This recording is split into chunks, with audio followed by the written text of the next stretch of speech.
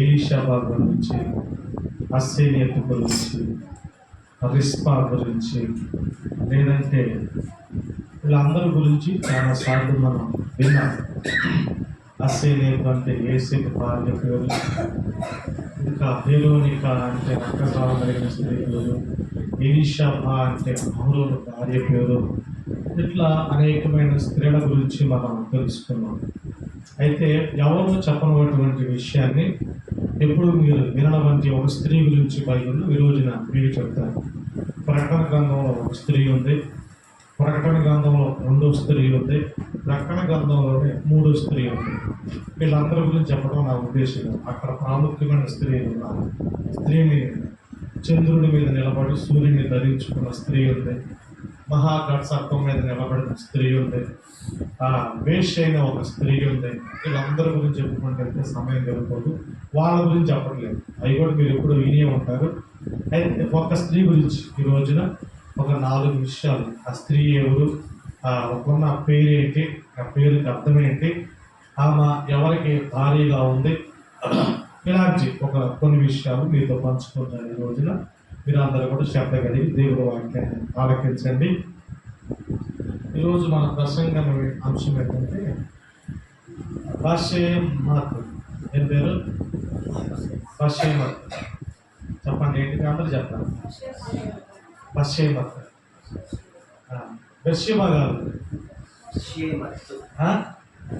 బషేమత్. ఏం పేరు చెప్పండి? బాస్మతి రైస్. బషేమత్ గుర్తుపెట్టుకోండి. అదే బషేమత్ అంటే ఒక స్త్రీ పేరు. ఎప్పుడు గురించి ఎవరు చెప్పుకుంటారు బహుశా మీరు విన్నారు ఎప్పుడైనా? బాషేమత్. ఏం పేరు చెప్పండి? భాషా కాదు, బాషేమత్. ఓకేనా? మాకు తేలిక వస్తే బాషేమత్. ఓకేనా? ఓకే, ఇది మన ప్రసక్తి అంశం. బాషేమత్ అంటే ఎవరో, ఆమె ప్రాముఖ్యత ఏంటి, బైబుల్లో అనే విషయాలు కొన్ని విషయాలు మీకు తెలియజేస్తాను. రాత్రి అనగా చెప్పాను విజయ్కి ఈ పేరు ఎలా పలకాలో చెప్తున్నానా, ఇంతవరకు రిప్లై బాషేమత్ ఇప్పుడు చెప్తున్నాడు. ఇప్పుడు తెల్లారి గట్టిగా స్తోత్రం చెప్పాలి. రాత్రి పెట్టి బాబు ఈ ప్రసంగం మాట్లాడుతున్నాడు ప్రభు, ఎలా పలకాలో కొంచెం నోరు తిరగదు చెప్పండి అంటే అప్పుడు సలహాలు ఇస్తారు బాగా, కానీ అవసరమైనప్పుడు మాత్రమే గట్టిగా స్తోత్రం చెప్పండి. ఓకే, మంచిది. ఏం పేరు? బషేమత్. బాషేమత్, బషేమత్ ఎంతో మంచిది. ఈ పేరుకున్న విశిష్టత అనేది పేరుకున్నాను. అసలు ఎవరు ఈ స్త్రీ మీకు తెలిస్తే మీరు ఎవరైనా చెప్పండి. ఎన్నాళ్ళు ఎప్పుడైనా ఇప్పుడు ఎవరో తెలుసా? బైబిల్ గ్రంథంలో ఎక్కడ ఉంది? బైబిల్ గ్రంథంలో దేవుడు తోసేసిన వాళ్ళు ఒకడు, దేవుడు శపించిన వాళ్ళు ఒకడు ఉన్నారు. దేవుడు తోసేసిన వాడు విస్తారమైన జనాంగం అయ్యాడు, దేవుడు శపించిన వాడు భూమి మీద శ్రేష్ఠకాలంగా బతికాడు. వాళ్ళిద్దరు ఎవరో కాదు, ఒక అతని పేరు ఇస్మాయిల్. ఎవరు? ఇస్మాయిల్. రెండో అతని పేరు ఏషావు. ఏషావు ఏం చేశాడు? ఒక్క పూట అన్నం కోసం జ్యేష్ఠత్వాన్ని అమ్ముకొని కష్టుడయ్యాడు. ఇది ఇద్దరు ఉన్నారు. వీళ్ళిద్దరి గురించి ఎందుకు చెప్పాను అంటే, వీళ్ళిద్దరు బైబిల్ గ్రంథంలో కనపడతారు, కానీ తర్వాత ప్రకటన గ్రంథం దాకా మధ్య మధ్యలో అక్కడక్కడ కనపడతారు, కానీ ఆ తర్వాత వాళ్ళ భవిష్యత్తు, వాళ్ళ జీవితం ఏంటనేది చాలా మంది తెలియదు. ఇస్రాయిల్ అంటే ఉన్నారు, ఇస్లాం అంతా ఉన్నారు. మరి ఏషావు అంటే ఎవరు? వాళ్ళకు కూడా పిల్లలు ఉన్నారు. వాళ్ళ గురించి నేను చెప్పడానికి ప్రయత్నించే విషయం ఏంటంటే, ఈ బషేమత్ ఎవరంటే ఇస్మాయిల్ యొక్క కుమార్తె. ఎవరు? ఇస్మాయిల్ యొక్క కుమార్తె. అమాచారం ఒకసారి ఆదికాండం 36వ అధ్యాయం 3వ వచనం. ఇస్మాయిల్ కుమార్తెయు. ఏ కుమార్తె అంట? ఇస్మాయిల్ కుమార్తెయు. అదుగో ఇస్మాయిల్ కుమార్తెయు నెబాయోతు సహోదరి అయిన బషేమతును పెళ్ళాడు. గట్టిగా స్తోత్రం చెప్పండి. ఇప్పుడు వచ్చేసింది మన ప్రసంగాంశం. బషేమత్ ఎవరు కుమార్తె? ఆమె ఎవరు కుమార్తె అండి? ఇస్మాయిల్ కుమార్తె. ఇస్మాయిల్ ఎవరు? అబ్రహాము సంతానం, ఆగరుకు కూర్చున్నవాడు. ఆగరు ద్వారా అబ్రహాముకు కూర్చున్నవాడు ఇస్మాయిల్. ఇస్మాయిల్కు కూర్చున్న కుమార్తె ఎవరంటే చెప్పుకున్న బషేమత్. ఈమె విశిష్టత ఏంటి? ఈమె గురించి మనకు కొన్ని విషయాలు అర్థం అవ్వాలి. ఎందుకని బషేమతుకు ఇస్మాయిల్కు కూర్చున్నప్పుడు ఆ పేరు ఎందుకు పెట్టాడు అంటే, ఇది అర్థం. పేరుకి అర్థం ఏంటో ఇప్పుడు చెప్తాను, జాగ్రత్తగా. ఏషావు ఒక పూట అన్నం కోసం దినేస్తత్వాన్ని అమ్ముకున్నాడు, అవునా కదా? అమ్ముకున్న తర్వాత దేవాది దేవుడు అతనికి ఆశీర్వాదం ఇవ్వటాలని చూస్తే ఏం ఆశీర్వాదం దొరకలేదు, అన్ని పోగొట్టుకున్నాడు. సమయం అంతా వృధా అయిపోయింది. ఒక పూట అన్నం కోసం ఆయన పోగొట్టుకున్న దినేస్తత్వం అంతా ఇంత కాదు, అన్ని పోయిన తర్వాత చాలా బాధపడుతూ ఉన్నాడు. మన విషయం ఎలా ఉన్నదంటే ఆ మంచోడు బుద్ధి మోసం దగ్గర కొన్ని విషయాల్లో మోసం అంటూ ఉంటారు. అయితే ఇక్కడ ఏసేపు ఎలా ఉంటున్నాడంటే ఆ ఎండపడి వచ్చినప్పుడు దేవుని దృష్టిలో ఆయన ఇంట్లో మంచి వేటగాడిగా ఉన్నాడు. ఆయన అరణ్యవాసిగా ఉన్నాడు, యాకోబేమో గృహవాసిగా ఉన్నాడు. అయితే వేటాన్ని మాంసాన్ని దాటానికి వెళ్ళిన వాడేమో ఏసేపు, ఇంట్లో ఉన్నవాడేమో యాకోబు. ఈ ఏషావు ఒకసారి పెళ్లి చేసుకుంటాడు, 40 సంవత్సరాల తర్వాత చేసుకుంటాడు. అంతకుముందు పెళ్ళి అయింది, కానీ 40 సంవత్సరాల తర్వాత దేవుడు ఒక వివాహాన్ని చేస్తాడు. వివాహాన్ని చేసినప్పుడు ఇదిగో ఈ అమ్మాయిని తీసుకొని పెళ్లి చేస్తాడు. చదవండి, ఆ మాట చూపిస్తాను. 26వ అధ్యాయం ఆదికాండం 34. ఏషావు 40 సంవత్సరాలు వాడినప్పుడు, ఎన్ని సంవత్సరాలు? 40 సంవత్సరాలు వాడినప్పుడు హిత్తీయుడైన బేరీ కుమార్తెయగు యెహూదీతులు హిత్తీయుడైన ఏలోను కుమార్తెయగు బాషెమతును పెళ్లి చేసుకుని. గట్టిగా స్తోత్రం చెప్పండి. అంటే ఈ బాషెమతు ఇస్మాయిల్ కుమార్తె కాదు, ఇది మీరు అర్థం చేసుకోవాలి, ఓకేనా? ఆ ఇస్మాయిల్ బాషెమతు అనే పేర్లు ఇద్దరు కలిగి ఉన్నారు. ఒకటి ఇస్మాయిల్ కుమార్తె, రెండోది ఇక్కడ హిత్తీయుడైన ఆ కుమార్తె ఇప్పుడు ఏసేపు పెళ్లి చేసుకున్నారు. మీరందరూ మళ్ళీ కలిపి ఆ వాక్యాన్ని ఇక్కడ అర్థం చేసుకోవాలి, ఓకేనా? సౌలు ఇస్మాయిల్ కుమార్తెని కాదు ఏసేపు చేసుకుంది. మీకు క్లారిటీగా చెప్తున్నా, వీడియో చూసేవాళ్ళు కూడా మళ్ళీ ఆన్లైన్లో కూడా భాష ఏసేపు చేసుకున్నామని చెప్పమాక, ఓకేనా? ఆమె వేరు, ఏమో వేరు. అయితే ఈ భాషామత్వం అనే విషయాన్ని చూపించడానికి 2వ రిఫరెన్స్ తీశారు. ఏసేపు పెళ్లి చేసుకుంటే 40 సంవత్సరాల తర్వాత. ఇలాగే ఇస్మాయిల్ కుమార్తె పుట్టింది పెళ్ళైన తర్వాత. ఇస్మాయిల్ పుట్టినప్పుడు బాషానెతు అని పేరు పెట్టాడు. ఏసావు పెళ్లి చేసుకున్నప్పుడు ఆయనకి వేరే పెళ్లి 40 సంవత్సరాల తర్వాత బాషానెతు అనే అమ్మాయిని పెళ్లి చేసుకున్నాడు. ఎందుకని వీళ్ళిద్దరు బాషానెతు అని పేరు పెట్టుకున్నారు? ఏంటి పేరులో ఉన్న విశిష్టత ఏంటి? వాళ్ళిద్దరు దేవుడి దృష్టిలో ఒకడేమో ఆగలు కొయ్యబడింది, ఏసేపు క్షమించబడ్డాడు. అయితే వాళ్ళిద్దరిని దేవుడి దృష్టిలో పెట్టుకుని వాళ్ళకి ఇచ్చిన ఆశీర్వాదం, వాళ్ళకి ఇచ్చిన మేలు, వారి పట్ల దేవుడు కలిగి ఉన్న ఒక తలంపుని ఇప్పుడు మనం చూడబోతున్నాం. గట్టిగా స్తోత్రం చెప్పండి. దేవుడు ఎంత గొప్పవాడంటే ఎంత శపించినా ఎంత తోసివేసినా కానీ ఆయన ప్రేమ ఎన్నడూ కూడా దూరం అయ్యేది కాదు. ఆయన మనసు ఎన్నడూ కూడా మచ్చన పడేది కాదు.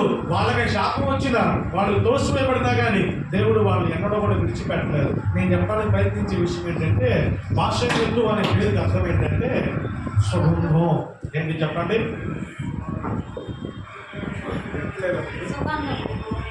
ఏంటిదమ్మా? సుగంధం. సుగంధం అంటే సుగంధం అంటే ఏంటి? సువాసన, పరిమళము. సుగంధం దేనికి సాదృశ్యం? సుగంధాన్ని బైబిల్ ఎక్కడెక్కడ ప్రస్తావించబడింది? సుగంధం దేన్ని సూచిస్తూ ఉంది? దాన్ని బట్టి మనకు ఆత్మీయ అర్థం ఏమో తెలుసుకోవచ్చు అంటే ఖచ్చితంగా తెలుసుకోవచ్చు. దాని నుంచి ఒక 4 పాయింట్లు మీకు చెప్తాను. రోజున అందరూ కూడా శ్రద్ధ కలిగి ఆలోచించాలి. హల్లెలూయా, గట్టిగా చెప్తాం హల్లెలూయా. నేడు నా ప్రియుడేసు మేఘాల మీద ఎత్తించును. నేడు నా ప్రియుడేసు మేఘాల మీద ఎత్తించును. మహిమాన్వితుడై ప్రభువు యేసు మహిస్థలమునకు ఎత్తించును. మహిమాన్వితుడై ప్రభువు యేసు మహిస్థలమునకు ఎత్తించును. నేడు నా ప్రియుడేసు మేఘాల మీద ఎత్తించును. మేఘాల మీద ఎత్తించును. హల్లెలూయా. ఈ బాషెమతు అనే అమ్మాయి గురించి కొన్ని విషయాలు మీకు. సుగంధం ఏమర్థం చెప్పండి? సుగంధం. అందులో సుగంధం మనకి భవిష్యత్తు గ్రంథంలో ఎక్కడెక్కడ కనపడుతుంది? ఆ బాషెమతు అనగా సుగంధం. దాని నుంచి మన జీవితానికి, ఆత్మీయ జీవితానికి అర్థమైన కొన్ని విషయాలు చూద్దాము. మొట్టమొదటిగా తీయండి పరమగీతాలు 3వ అధ్యాయము 6వ వచనం. పరమగీతాలు 3వ అధ్యాయము 6వ వచనం.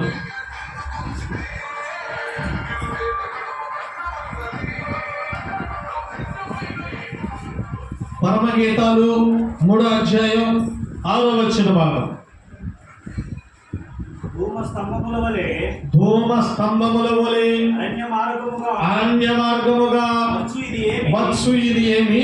గోపరసముతోను సాంబ్రాణితోను వర్తకములను వివిధమైన అదుగో సుగంధ చర్మములతోను పరిమళించుచు వచ్చు ఇది ఏమి? గట్టిగా స్తోత్రం చెప్పండి. హల్లెలూయా. అరణ్య మార్గమున సుగంధ పరిమళ తైలములు వర్తకుల చేతులు వచ్చు ఇది ఏమి? అంటే సుగంధం ఫస్ట్ ఎవరి చేతిలో ఉంటుంది చెప్పనా? వర్తకుల చేతిలో ఉంటుంది. ఎవరి చేతిలో? వర్తకులు. అరణ్య మార్గమున ధూమ స్తంభం వలె పరిమళ వాసనగా వస్తున్న సుగంధ ద్రవ్యాలలో వర్తకుల చేతులు నిలబడేదే ఈ సుగంధం. గట్టిగా స్తోత్రం చెప్పండి. గట్టిగా చెప్పండి. ఏమిటి సుగంధములో ఉన్న విశేషము అంటే ఈ సుగంధం వర్తకుల చేతులు ఉంటుంది. ఎవరా వర్తకులు? రాణిని సిద్ధపరిచేవారు, లేదా మధ్యవర్తులు, లేదంటే వ్యాపారవేత్తలు, వాడల్లో చేసేవారు వర్తకులు, లేదా శుభవర్తమానాన్ని తీసుకొచ్చేవారు. వర్తకుల చేతుల్లో ఉండేది ఈ సుగంధము. హల్లెలూయా. ఈరోజు నీవు నేను వర్తకులుగా ఉండాలి. యేసు ప్రభు వర్తమానికులుగా మనము ఉండాలి. యేసు ప్రభు వార్తను చాటేదానిగా నువ్వు అయితే దేవుడు పడుతున్నా ఈ సుగంధం లేదా భాషతో అర్థం ఏంటో తెలుసా? సుగంధం అంటే ఏంటో తెలుసా? వర్తకము. వర్తకాల చేతుల్లో ఉంటే సుగంధం. ఇప్పుడు ఇస్మాయిల్ కుమార్తె పుట్టింది. ఇస్మాయిలు అడవిగా అడగమంటూ స్వభావం కలిగి ఈ భాషానికి కూర్చున్న తర్వాతే ఆయన ఒక వర్తకుడిగా ఎదిగాడు. ఆ కుమార్తె తండ్రి ఈ ఆలోచన చెప్పడం ప్రారంభించింది. ఆయన ఆలోచన విన్న వారందరూ కూడా సస్యశ్యామలంగా అరణ్య మార్గమున వారందరూ కూడా విస్తరించారు. 12 మంది సర్దారులకు పైగానే వాళ్ళ నుంచి వచ్చారు. అయితే నేను చెప్పడానికి ప్రయత్నించే విషయం ఏంటో తెలుసా? యేసు 40 సంవత్సరాల తర్వాత పెళ్లి చేసుకున్నాడు. పెళ్లి చేసుకున్న చరిత్ర గ్రంథాల్లో ప్రాముఖ్యమైన ఆధారం ఏంటో తెలుసా? ఈ భాషానిధిలోని పేరు ఉంది కాబట్టి ఒక అమ్మాయి నిత్యుడు కుమార్తెను పెళ్లి చేసుకున్నాడంట. గట్టిగా స్తోత్రం చెప్పండి. ఆ తర్వాత యేసేపు జీవితం కూడా చాలా మారిపోయింది. ఈరోజు నీ కుటుంబం మారాలన్నా, లేదా నీ కుటుంబం కట్టబడాలన్నా ముందు నీ భర్త మీద, లేకపోతే నీ మందుల మీద, లేకపోతే నీ అత్తల మీద, వాళ్ళ మీద, ఏళ్ల మీద పడి నువ్వు బాధపడటం కాదు. ముందు నువ్వు వర్తకురాలుగా సుగంధం ఉన్నదానిగా నువ్వు తయారవ్వాలి. గట్టిగా స్తోత్రం చెప్పండి. అందుకే బైబిల్ గ్రంథంలో మాట సుగంధ తైలముల కంటే మంచి పేరు ఒకరి జన్మదినము కంటే మరణదినమే. కాబట్టి నువ్వు సుగంధంగా ఇంట్లో ఉన్నప్పుడు, ఒక సుగంధ పరిమళ గోపురస తైలముగా నువ్వు ఉన్నప్పుడు నీ ఇల్లంతా కూడా వర్తకముల చేత అంత వర్తకులు ఉంటారు. అంటే సార్ వ్యాపారవేత్తలు, ఉద్యోగం చేసేవాళ్ళు, ప్రయాణం చేసేవాళ్ళు, బోధించేవాళ్ళు అందరూ కూడా నీ ఇంట్లో నుంచే ప్రారంభమవుతారు. గట్టిగా స్తోత్రం చెప్పు. హల్లెలూయా. సుగంధం ఫస్ట్ ఎవరిది? సుగంధంలో ఉన్న గుణం ఏంటో తెలుసా? అది స్త్రీలో ఉన్న తత్వం. స్త్రీ సుగంధంగా మారాలి, పరిమళ వాసనగా మారాలి. అది వర్తకుల చేతుల్లోకి వెళ్తుంది. ఆ కుటుంబం అంతా కూడా దీవెనకరంగా మార్చబడు. ప్రతిసారి నువ్వే పేచి పెట్టుకుని, నువ్వే బాధపడి, నువ్వే అలిగి, నువ్వే ఏడ్చి, నువ్వే వంక చెప్పి ఇక అన్నీ నువ్వే చేసిన తర్వాత ఐదు సుగంధంగా కాదు ఎలా ఉంటుంది? సుఖంగా మారిపోతుంది. హల్లెలూయా. కాబట్టి ఇంటికి ఇదంతా కదా, ఇంటికి వెళ్ళాలి. దీపం వేరుగా ఇంటి దీపాన్ని ముద్దు పెట్టుకుంటే ఏం కాలేదట? స్మూత్ అంతా కాలిపోయిందట. మా కుటుంబం సుగంధంగా ఉందో, సుఖ దుఃఖాలు అన్నీ ఉంటాయిలే కానీ కొంచెం సుగంధం అనే మాట ఏంటి తెలుసా? వర్తకులు. నీకు సుగంధంగా నువ్వు ఎప్పుడైతే మారుతావో అప్పుడు నీ కుటుంబంలో నుంచి వర్తకులు బయలుదేరుతారు. అరణ్య మార్గంలో ధూమ స్తంభం వలె పరిమళించు గోపురస్సు వలె సుగంధ తగిన వర్తకముల చేతిలో నుంచి అది పరిమళిస్తూ అనివచ్చు. ఇది ఏమి ఏంటంటే నీకు అర్థము కాని ఆశీర్వాదాలు కూడా నువ్వు మారినప్పుడు నీ కుటుంబంలో నువ్వు చూడగలుగుతావు. గట్టిగా స్తోత్రం చెప్పండి. ఒకటి సుగంధం అంటే వర్తకులో ఉంటారు, అవతేదిలో ఉంటుంది వర్తకం. నువ్వు ఎప్పుడైతే సుగంధ తైలంలో నువ్వు మారుతావో, పరిమళ సువాసనగా నువ్వు మారుతావో, 2 కొరింథీయులకు రాసిన పత్రికలు అంటాడు, ఇదిగో క్రీస్తు జీవపు సువాసన ఉందట, క్రీస్తు మరణపు వాసన కూడా ఉందట. ఏ వాసన చెప్పండి? క్రీస్తు జీవపు సువాసన, క్రీస్తు మరణపు వాసన. సువాసన అనలేదట, వాసన. మరణము అంటే వాసన, జీవము అంటే సువాసన. అంటే నువ్వు సుగంధంగా ఇంట్లో మారినప్పుడు నీ కుటుంబం కూడా సువాసనగా పరిమళిస్తారు. యేసుక్రీస్తు వారి ఇంట్లో ఉన్నప్పుడు జటామాంస అర్థం బలం కొట్టి యేసుక్రీస్తు పాదాల మీద వచ్చినప్పుడు ఇల్లంతా ఏ సువాసనతో నింపబడింది? సువాసన. అంటే జీవపు సువాసన. అక్కడ ఏముందని తెలుసా? జీవము కలిగిన యేసు ప్రభువు ఉన్నాడు. హల్లెలూయా. కాబట్టి ప్రియమైన దేవుని వారు, ఈ రోజు స్త్రీగా నువ్వు ఇంట్లో అంటా ఉన్నారు తెలుసా? అందరూ అంటా ఉంటారు, అనికి మన ముందు పద్ధతిగా ఉంటుంది, తర్వాత ముందు నువ్వు సుగంధముగా ఉంటావు. సుగంధం అంటే ఏంటో తెలుసా? అది ఏరుల నుంచి తీస్తారు. ఎక్కడి నుంచి? ఒక చెట్టు ఏరుల నుంచి తీసి కాసేదే సుగంధం. దానికి పొయ్యిలో పెట్టి నీళ్లు పోసి బాగా మూత పెట్టి ఆవిరితో ఉడకబెడితే మంచి సుగంధం వస్తుంది. దాని ఔషధాల కోసం లేదా ఆరోగ్యం కోసం వాడతారు. అంటే అది లోతుని అనుభవం కలిగింది, ఏరు నుంచి వచ్చేది, సారం కలిగింది, ఆరోగ్యాన్ని ఇచ్చేది, అన్ని విషయాలు అందరూ పానం చేయడానికి పనికొచ్చేది, అందరూ పూసుకోవడానికి పనికొచ్చేది ఏదైనా ఉందంటే ఒకటి సుగంధం.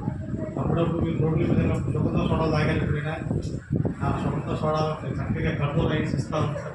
సుగంధం సొంతానందం. గట్టిగా స్తోత్రం చెప్పండి. కాబట్టి సుగంధం అనేది వర్తముల చేతిలో ఉండేదే సుగంధం. 2వ పాయింట్ నెంబర్ ఎస్తేరు గ్రంథం. సుగంధం వర్తకుల దగ్గర ఉంటుంది. 2వ పాయింట్ ఎస్తేరు గ్రంథం 2వ అధ్యాయం 3వ వచనం. నాన్న త్వరగా సమయం లేదు, నేను పాయింట్ ఇచ్చేసి ముగించేస్తాను. ఎస్తేరు గ్రంథం 2వ అధ్యాయం 3వ వచనం. నిమిత్తము సౌందర్యవంతులైన కన్యకలందరినీ సమకూర్చి పురుషానుకోట అంతఃపురమునకు చేర్చి స్త్రీలకు కాపరియగు రాజు యొక్క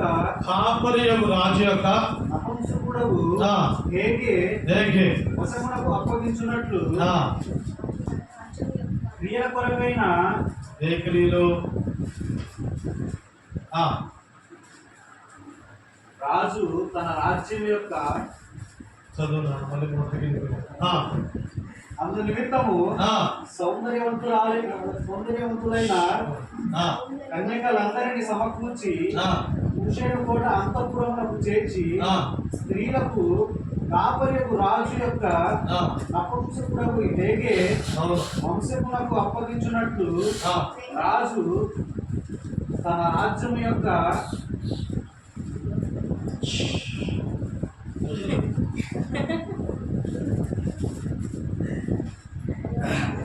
ఎస్తేరు గ్రంథం 2వ అధ్యాయం 3వ వచనం. రాజు తన రాజ్యం చదువుతాము ఒక చదువు గట్టిగా బిగ్గరగా.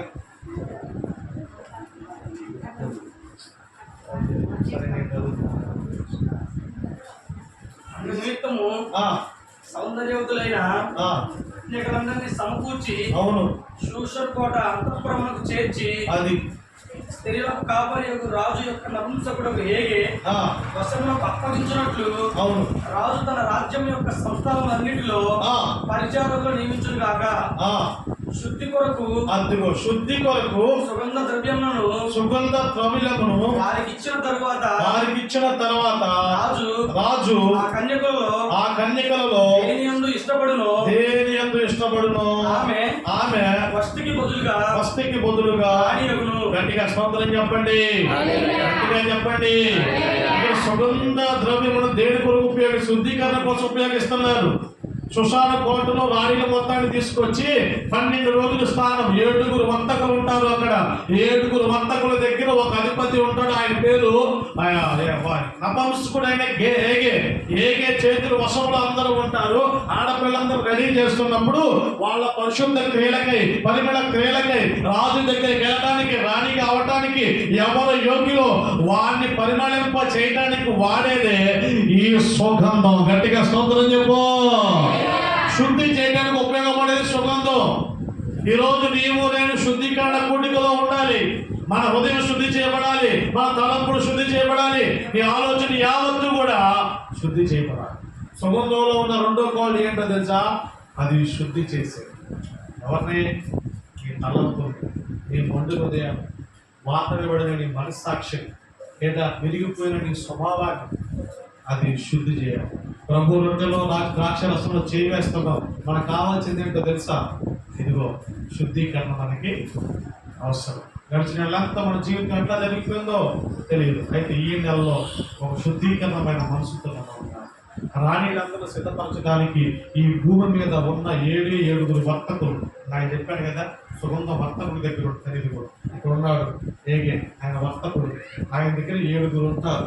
7 నియమించి 3 రోజులు గోపురసం, ఆ తర్వాత పరిమళ తైలం, ఆ తర్వాత సుగంధ తైలం. ఇది శుద్ధి కొరకు వాడేది. గట్టిగా స్తోత్రం చెప్పండి.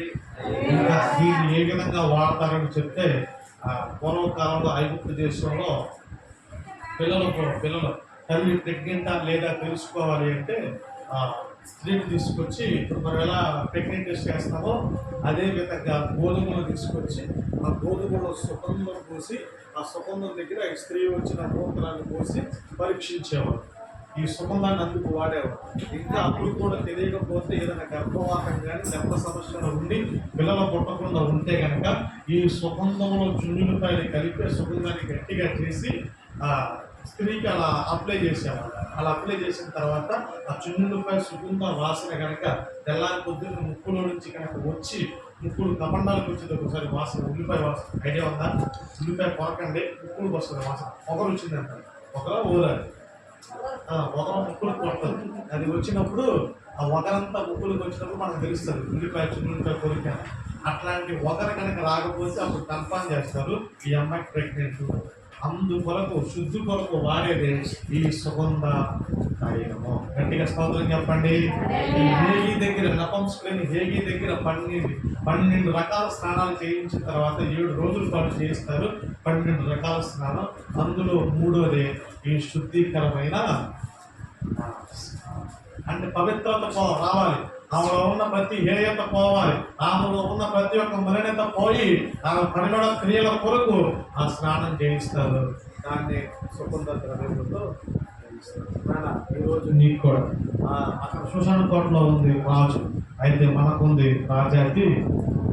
ఒక సుశాన్ కోటలో రాజు దగ్గరికి వెళ్ళడానికి అన్ని పరిమళ స్నానాలు, అంత శుద్ధీకరణ అవసరమైంది.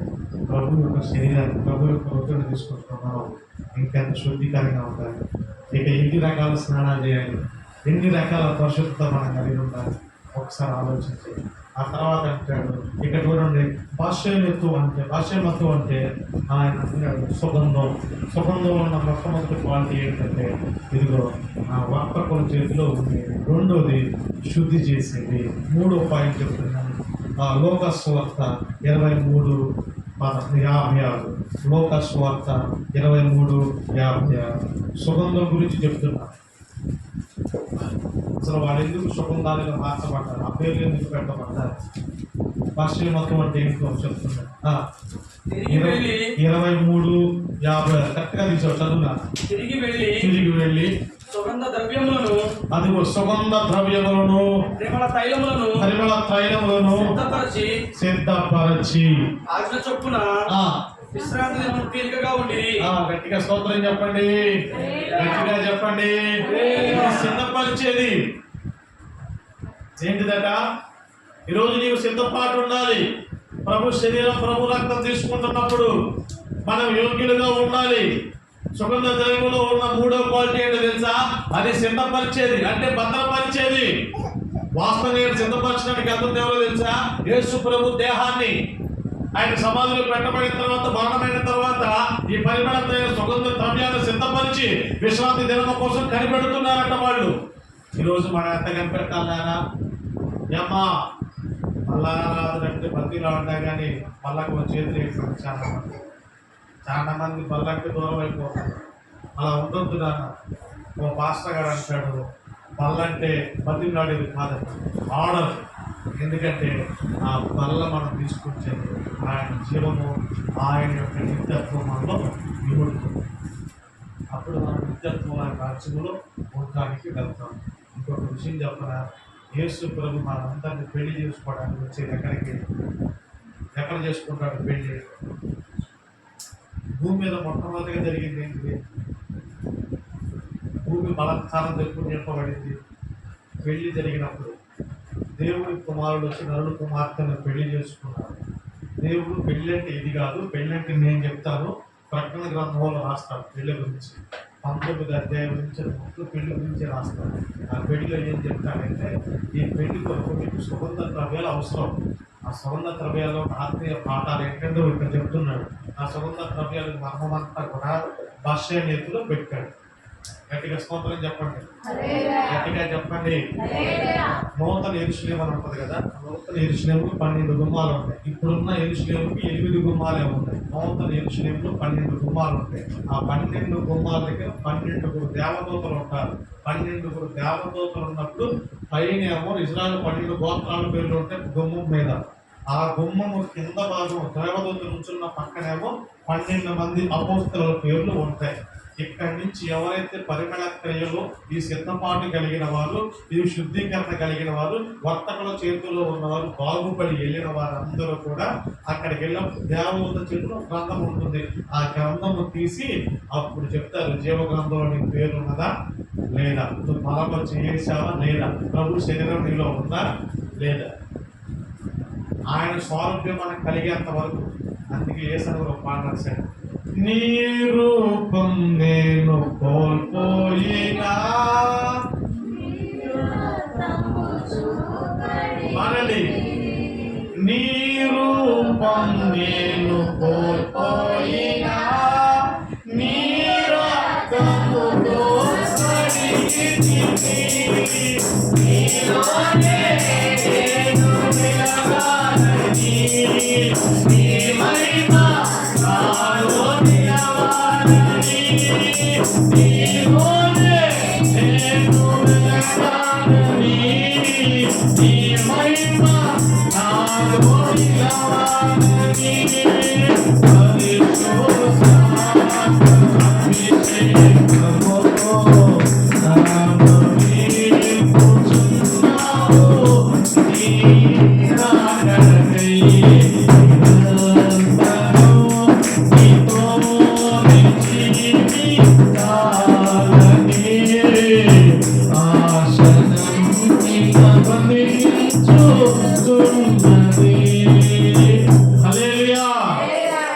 ఏంటంట దేవుడు రూపాన్ని కోల్పోయామాట. ఎప్పుడు కోల్పోతాం రూపాన్ని? పాపంలో పడినప్పుడు, వ్యసనంలో పడినప్పుడు, లోకంలో పడినప్పుడు కాదు. పడినప్పుడు నీతిమంతుడు 7 మార్లు పడినా తిరిగి లేవకుండా పడ్డాడు. ఆయన రూపాన్ని కోల్పోయేది ఎప్పుడో తెలుసా? ఇదిగో ఈ ప్రభు యొక్క శరీరంలో, ప్రభు యొక్క రక్తంలో వారి భాగస్సులు కానప్పుడు ఆయన స్వరూప్యం నీలో రూపాంతరం పరచబడదు. ఆయన మహిమ నీలో నిలవదు. ఆయన స్వరూప్యం నీకు కనబడదు. అందుకనికే అంటున్నాడు, వారి విశ్రాంతి దినము కొరకు పరిమళ తైలములను సుగంధముల వారు సిద్ధపరిచి కనిపెట్టుచున్నారు. గట్టిగా స్తోత్రం చెప్పు. ఈ రోజున ప్రియమైన దేవుని సంగమా, దేవుని వారులారా, ఆయన పెళ్లి చేసుకోవడానికి వస్తాడు. ఆ రోజున వారు మనుషులు చక్కని వారిని దేవతలు పెళ్లి చేసుకున్నప్పుడు కాదు, ఇది కాదు వివాహం అంటే, నేను చేస్తాను వివాహం అంటే ఏంటో అని చెప్పి ఆయన మనందరినీ పెళ్లి చేసుకోవడానికి నూతన యెరూషలేములోకి వస్తాడు. గట్టిగా స్తోత్రం చెప్పండి. పెళ్లి అయ్యేది మధ్య ఆకాశంలో కాదు. ఈ మధ్య ఆకాశంలో విందు ఉంటుంది, నూతన యెరూషలేములో పెళ్లి ఉంటుంది. ఆ పెళ్లికి జీవగ్రంథంలో పేరు ఉన్న వాళ్ళు వస్తారు. పరలోకంలో నుంచి దేవాది దేవుడు అక్కడికి దిగొస్తాడు పెళ్లి చేసుకోవడానికి. సంఘం అంటే నీవు నేనందరూ అక్కడికి వెళ్ళాలి. ఇది సంగతి. ఇది గోపరసంలో ఉన్న, అది గోపరసం సుగంధంలో ఉన్న విశిష్టత. ఇందుకొరకు నీకు పరిమళ తైలం, అందుకొరకు నీకు సిద్ధపడదు, అందుకొరకు వర్తకులు, అందుకొరకు నీకు శుద్ధీకరణ. గట్టిగా స్తోత్రం చెప్పుకో. అల్లకు దూరం అయితే ఎంత, అది రిక్వెస్ట్ కాదు, ఆర్డర్. ఏంటంట ఆర్డర్. రిక్వెస్ట్ అంటే ఏంటి? రామ్మా, మందిరానికి రామ్మా, ఇది రిక్వెస్ట్. మళ్ళా నా దగ్గర నాట రిక్వెస్ట్ పాలు పంపుడు పొంది అంతే దేవుడు రూపాన్ని లేక నువ్వు పడిపోతావు. పడిపోయేది అది వేరు, పడిపోయారు నీ 7 మార్లు పడిన తిరిగి లేస్తాడు. పడిపోవడం వేరు, కోల్పోవడం వేరు. గట్టిగా స్తోత్రం చెప్పండి. బైబిల్లో 3 సంతానాలు ఉన్నారండి. ఎన్ని సంతానాలు? 1 ఆదాము అవ్వల సంతానం. ఏ సంతానం? 2 కయ్యోను సంతానం. ఏ సంతానం? 3 షేతు సంతానం. ఏ సంతానం? ఇప్పుడు మీరందరూ ఏ సంతానం చెప్పండి?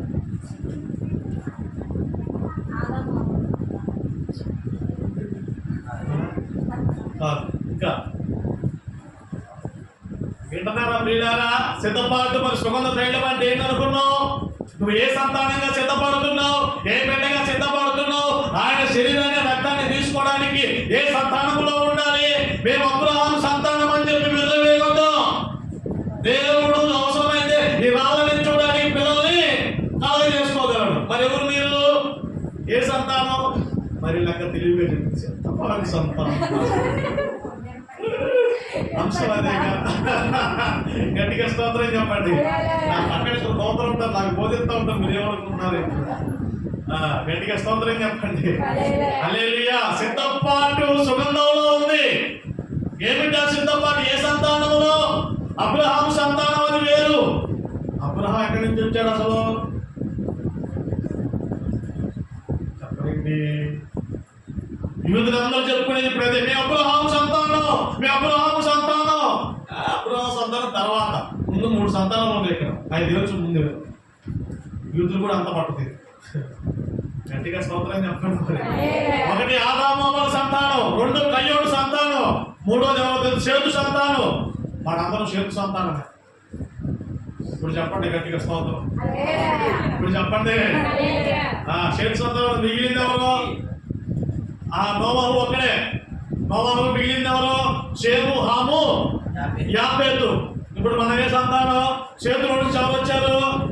అబ్రహాము వచ్చాడు. మరి అది చెప్పాలి గట్టిగా స్తోత్రం. గట్టిగా చెప్పు. మరి షేతు మనోడు ఎవరు? అసలు ప్రార్థన చేయడం ఎప్పుడు మొదలు పెట్టారు? కయ్యోడు ఎప్పుడు కయ్యోడు బలి మన ఎవరు చెప్పారు? కయ్యోనికి 10వ భాగం ఎవరు చెప్పలా? ఎవరు బోధించలా? ఆదాము అవ్వల కూడా చెప్పలా. వెళ్ళి దేవుడికి బలిపీఠం కట్టారు. బలిపీఠం కట్టి దేవుడికి బలిచ్చి లేడిపోయిన ఆ నరహత్య తెచ్చి పెట్టుకున్నారు. సిద్ధపాటు వ్యవహారాలు ఇవన్నీ. వాళ్ళు బలి కనుక సిద్ధపాటు ఉండాలి, ఒక అంగీకారం ఉండాలి.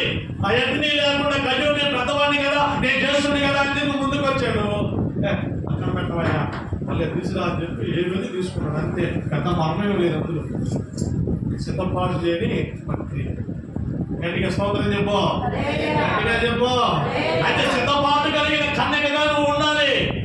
సిద్ధపాటు అంటే సుగంధంలో కనపడింది మనకి. మీరు సిద్ధపడండి, దేవుడు రాకడలో సిద్ధపడండి, వధువు సంఘముగా సిద్ధపడు, పెళ్లి కుమార్తెగా సిద్ధపడు, పనిమిడ క్రియలు నీలో కనబడాలి. అందుకంటున్నాడు వారు యేసు ప్రభు దేహానికి పూయాలని సుగంధాన్ని. అసలు సుగంధం ఎలా చేస్తారు? ఎరువు నుంచి కాసి చేస్తారటగా, తాగుతారట, పూసుకుంటారట, వైద్యానికి వాడతారట, భక్తులు పంచడానికి వాడతారు ఈ సుగంధాన్ని. వర్తకుల చేతిలో ఉంటది, శుద్ధీకరణ కోసం వాడతారు. ఇంకా చెప్పాలంటే సిద్ధపాటు కొరకు కూడా వాడతారు. గట్టిగా స్తోత్రం చెప్పు. సుగంధం గురించి ఒక మర్మం చెప్పంటారా?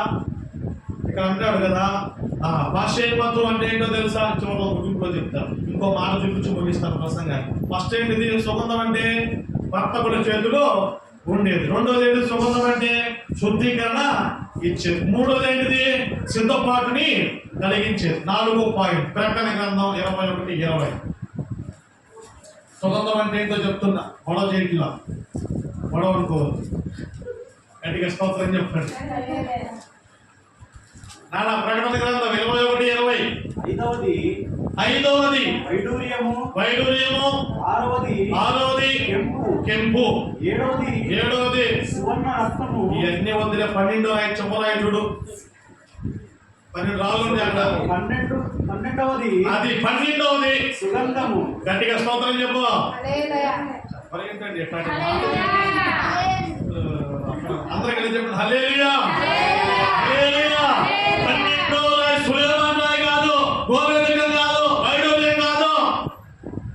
12 శ్రేష్టమైన రాయి. 12 రాళ్లతో కట్టబడే నూతన యెరూషలేముకి పునాదులు రత్నాలు ముత్యాలవి. వాటిలో 12 రాయిదో తెలుసా? ఇదిగో ఈ సుగంధమే. గట్టిగా స్తోత్రం చెప్పు, గట్టిగా చెప్పు. దేవుని రాజ్యంలో కనబడే రాయది, నూతన యెరూషలేముని కట్టే రాయది. ఈరోజు నీ కుటుంబం కట్టబడిందా? విశ్వాస జీవితం కట్టబడిందా? నీ ఆలోచన కట్టబడ్డాయా? అదుపు లేని ఆలోచనలో సరికట్టు కట్టు వేస్తున్నావు. నారా జాగ్రత్తగా ఉండాలి. 12 రాళ్ళు ఉంటాయి. మీరు పైన కూడా చదువుకోండి. 19-20 వచ్చిన చదివితే 12 రాళ్ళు ఉంటాయి. 12 రాయ సుగంధపు రాయి. చెప్పండి, చాలా విశిష్టంగా రాయి తెలుసా? దేవుడు చేసి పోతన విషయం కంటే నాకు చెప్పా కదా, పెళ్ళి ఎక్కడ జరిగిందో అక్కడ కట్టే అందరూ మోతన విషయం వృత్యాలను కడతారు. 12 మంది పేర్లు ఎక్కడ ఉంటాయి? కోత కట్ట పేర్లు కుమార మీద ఉంటాయి. ఎక్కడ ఉంటాయి? ఇదిగో ఇక్కడ ఉంటుంది. ఇజ్రాయేల్ గోత్రం పేరు ఇక్కడ ఉంటుంది. అపోస్తల పేరు ఎక్కడ ఉంటుంది? ఇక్కడ ఉంటుంది. దేవత ఎక్కడ ఉంటుంది? ఇక్కడ ఉంటుంది. వాళ్ళ దగ్గర గ్రంథం ఉంటుంది. వచ్చిన వాళ్ళందరూ ఈ సుగంధ సిద్ధపాటు ఉందా లేదా ఈ సుగంధం వర్తకం ఉన్నారా, ఈ సుగంధంలో సిద్ధపాటు శుద్ధిగా అన్ని అయిన తర్వాత ఈ గుమ్మంలోకి వెళ్ళాలి. అక్కడ పరమాత్మ వచ్చి పరిశుద్ధి వెళ్ళాడు. అప్పుడు దేవత ఆశ్చర్యం, పెళ్ళేంటి ఇదా? ఆది కాలంలో జరిగింది పెళ్ళి. గట్టిగా స్తోత్రం చెప్పండి. ఆది కాలంలో వివాహం జరిగిందా లేదా? అక్కడ ఏం రాయబడింది? నరుడు కుమార్తెలు దేవుడు కుమారులు చక్కని వారిని చూసి వారి ప్రతి ఒక్కరిని వివాహం చేసుకున్నారు. అవునా కదా? వివాహం వాడారు అక్కడ. వివాహం అంటే ఏంటి? పెళ్ళి. దీని అర్థం తెలియక అంతకుముందు చెప్పిన అవసానం ముందు అసలు మనకి వివాహం అంటే ఏంటి తెలిస్తే నాకు అర్థమైపోతుంది. గట్టిగా స్తోత్రం చెప్పు, గట్టిగా చెప్పు. అయితే ఈ సుగంధంలో ఉన్న గొప్ప ఆశీర్వాదం చెప్పిన ఇది పరసంబంధమైంది. భూ సంబంధమైన ఆశీర్వాదం ఒకటి ముగించేస్తాను. భూ సంబంధమైన ఆశీర్వాదం ఏంటంటే హెస్కేలు గ్రంథం 27:19 నేను ముగించేసాను.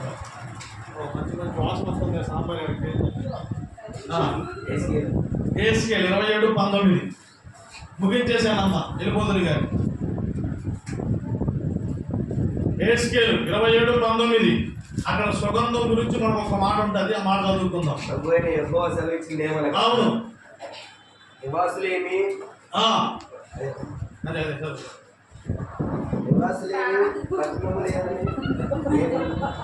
దాదాపు వారు హల్లెలూయా స్తుతి మహిమ ఎల్లప్పుడూ దేవుని. మీరు నవ్వాలి, నా పైన అనేది అనుకుంటాడు. మీరు ఎందుకు లేదు? అమ్మ పెట్టదు చదివే కూడా చదవని నువ్వు చదవట్లా. 4 సంవత్సరం పోయింది. ఇప్పుడు నా బాధ 27:19 అయ్యా. దాదాపు వారు రేకేలును నూలు ఇచ్చి ఈ సరుకులు కొనుక్కుందు. ఇనుప పనిముట్టును అద్దుకో ఇనప పనిముట్లు ద్రవ్యములను అబ్బో సుగంధానికి పేరు పెట్టాడు. అక్కడ ఏ పేరు అది? కేనేయ. అబ్బా సుగంధానికి ఉన్న పేరు అది. సుగంధ ద్రవ్యములను మీ సరుకులకు బదులు ఇవ్వబడును. గట్టిగా స్తోత్రం చెప్పు. మీ సరుకులకు బదులు ఏంటి? మీ సరుకు ఉందా మన దగ్గర? బైబుల్ నేను తీయలేదమ్మా. సరికేది? ప్రార్థన చేయడం నేను చేయలేను. పాప గారు సరికేది? సరుకు ఉండాలా? జుట్టు ఉన్నవాడు ఎలాగైనా దూరుకుంటాడు, జుట్టు దూరుకుంటాడా? సరుకు మన దగ్గర ఉంటే మనకు బాగుంటుంది. సరుకులు మీ సరుకులన్నీ ఇచ్చి ఏం తీసుకోవాలట? సుఖం. ఎందుకో సిద్ధపాటు పైకి వెళ్ళడానికి, ఆ మందిలో వివాహం చేసుకోవడానికి, నూతన యెరూషలేములో. ఈ మొత్తం మర్మాలు జాగ్రత్తగా వినాలి. గట్టిగా స్తోత్రం చెప్పండి. ఇప్పుడు చెప్పండి, ఆ పాస్టర్ ఎత్తు అనే పేరు ఏంటో తెలుసా? ఇదిగో ఇది పరలోకానికి సంబంధించిన ఆశీర్వాదాలు ఇస్రాయేలుకి, ఇదిగో పక్కన యేషూకి. వాళ్ళిద్దరికి దేవుడు నామయుక్తంగా పెట్టాడు. వాళ్ళిద్దరూ గ్రహించుకోబట్టారు. వాళ్ళ ఇళ్లలో దైవీకమైన స్త్రీని ఇద్దరే. మిగతా వాళ్ళందరూ రాజ్యాల కోసం, వాటి కోసం ఇప్పుడు కూడా వాళ్ళు నమ్మకం కాదు. వాటిలో నుంచి కూడా మనం ప్రభువుని చూపించగలిగామండి. ఇంటికి 4-5 పాయింట్. గట్టిగా స్తోత్రం చెప్పండి. ఆ పేరుకి అర్థమే ఏం పేరు అది? సుగంధం. తైలం సుగంధం. లేదంటే సువాసన. అంతే, రెండు డెఫినేషన్. సుగంధము లేదా సువాసన. మన జీవితం పరిమళించే వాసన, జీవపు సువాసన ఇప్పుడు దేవుడు ఖచ్చితంగా సరుకులు మొత్తం ఇచ్చేసి ఏం సంపాదించుకోవాలంట? ఇనప పనిముట్లు సరుకులు అన్నీ ఇచ్చాయి, సుగంధాన్ని మాత్రం నువ్వు సంపాదించుకోవాలి. పరలోకానికి గట్టిగా స్తోత్రం చెప్పండి. 4 రకాల సుగంధాలు. ఒకటి పక్కన చేతిలో ఉండే సుగంధం, రెండోది శుద్ధీకరణ చేసే సుగంధం, మూడోది ఏంటిది? సిద్ధపాటు చేసే సుగంధం, నాలుగోది ఏంటిది? లేదు ఎంతారా లేదా? 4 సుగంధం ఏంటిది? 12 రాళ్ళల్లో 12 రాయి సుగంధపు, అంటే పునాది ఉండాలి కదా. ఏ సంతానం? ఇప్పుడు ఏ సంతానం నువ్వు? ఏ సంతానం? అబ్రహాం సంతానం కాదు, యూదులు అబ్రహాం సంతానం అంటారు. అంతకంటే డెప్త్కి వెళ్తే గది సంతానం. జనములు ఆయన మూలంగా వచ్చారు. ఎవరి మూలంగా? ఆదాము అవ్వల మూలంగా జనాంగం వచ్చారు, కానీ సంతానం రాలేదు. సంతానం వచ్చింది ఎవరు తెలుసా? ఎనోషు పుట్టినప్పుడు ప్రార్థన చేయడం మొదలు పెట్టింది. ఇక షేతు పుట్టినప్పుడు 3 కుమారులుగా మొదలు. ఆ తర్వాత సంతానం నుంచి నోవహ వస్తాడు. నోవహ దగ్గర నుంచి షేము, హాము, యాఫెతు. అది సంతానం. గట్టిగా స్తోత్రం చేస్తాను. జాగ్రత్తగా మన బైబిల్ చదివితే మనకు అన్ని విషయాలు కూడా దేవుడు చూపిస్తాడు. దాంట్లో సుగంధాలు 4 రకాలు. 1 వర్తికుల సుగంధం, 2 శుద్ధి చేసే సుగంధం, 3 సిద్ధపరిచే సుగంధం, 4వది 12 రాళ్ళలో ఒక సుగంధం, 5వది సరుకులు ఇచ్చి 12 ఇచ్చి ఏం సంపాదించుకోవాలి? సుగంధాన్ని సంపాదించుకోవాలి. అది మీకు పరలోక రాజ్యానికి మిమ్మల్ని ఈ భూమి మీద కూడా మీకు ఆశీర్వాదాన్ని ఇస్తుంది. అసలు ఏంటి సుగంధం? ఏలు నుంచి తీస్తారు. బైబిల్ గ్రంథంలో రాయండి. సుగంధం గురించి ఇక్కడ రెఫరెన్స్ ఉన్నాయా? ఉంటాయి. చెప్పుకొని సరిపోయి రాజును అభిషేకించడానికి తైలం సుగంధం ఉంటుంది, సుగంధ తైలం ఉంటుంది, పరిమళ తైలం ఉంటుంది, భూపురస తైలం ఉంటుంది, లవంగం పట్టిన తైలం, జటామాంసం మావి ఒక్కటి కాదు, ఎన్నో ఉన్నాయి. ఏంటి చెప్పుకునే సమయం దీని ఒక ఆర్టీ. ఇప్పుడు చెప్పండి, భాష ఏ పేరు? భాషేమత్తు అంటే ఏంటి తెలుసా? సుగంధం. ఈ 3 ఏషియన్ ఇజ్రాయెల్ దేవుడు ముందుగానే తెలియజేశారు. వాళ్ళు కనుక తెలుసుకుంటే వాళ్ళు ఎప్పుడో యేసుప్రభువు ఈ విషయాలు వాళ్ళకి మరి వాళ్ళ అబ్రహాం సంతానం చెప్పుకున్నా బాధ లేదు. మనం మాత్రం యేసుప్రభువు మాట్లాడతాడు, ఇతడును అబ్రహాము యొక్క కుమారుడి. అంటే యూదుల్ని ఏమైనా సతపరిచాడు అక్కడ. అర్థమైందా మీ విషయం? యూదులు అందరూ పాపులుగా ఎంచుతారు. సొంతలతో భోజనం చేయడం ఏంటి అంటారు. ఈయన వెళ్ళి పశ్చాత్తాపడి మారు మనసు పొందిన తర్వాత ఇతడును అబ్రహాము కుమారుడే. గట్టిగా స్తోత్రం చెప్పు. అక్కడ ఎందుకన్నాడు అబ్రహాం కుమారుడు అంటే వాళ్ళిద్దరు సమాధాన ప్రశ్నకి అన్నాడు. వాస్తవంగా అయితే ఈ 3 సంతానాల్లో మనము చేతు సంతానం. గట్టిగా స్తోత్రం చెప్పండి. ప్రార్థించాను, ప్రభు వాళ్ళకి సిద్ధపడు. ఇది రిక్వెస్ట్.